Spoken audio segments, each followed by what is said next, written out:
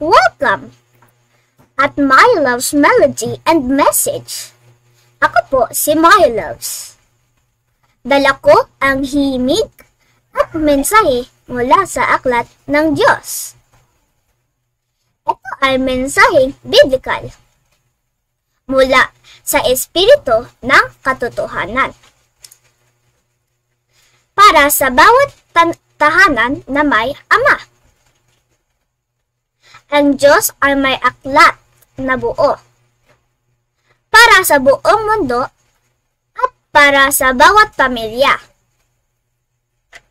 Ang mga ama ang unang binigyan ng Diyos ng tungkuling magturo sa kanilang mga anak at sa kanilang asawa.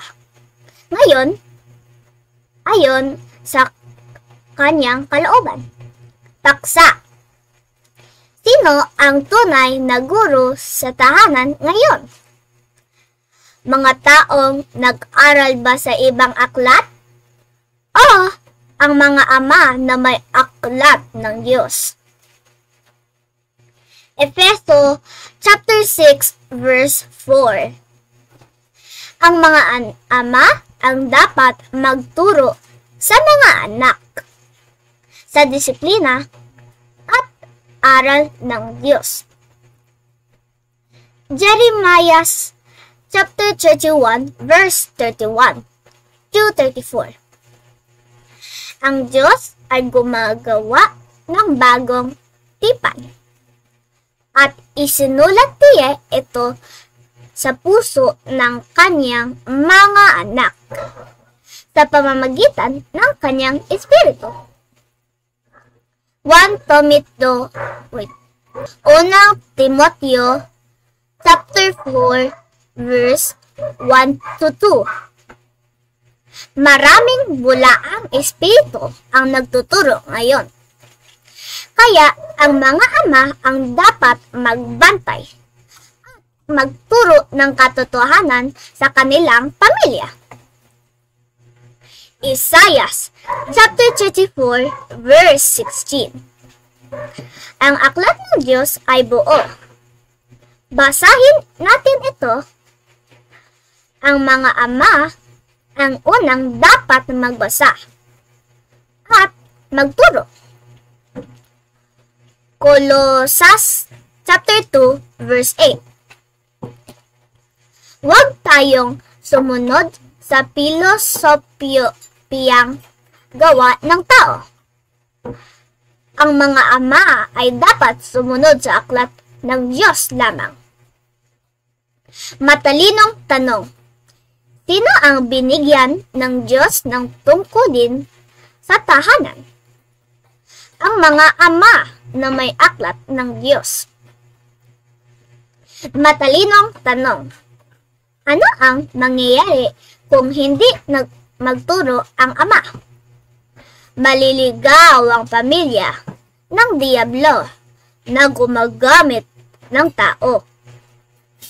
Matalinong tanong. Ano ang dapat sundin ng mga anak at asawa? Ang kalooban ng Diyos sa pamamagitan ng Ama. Matalinong tanong.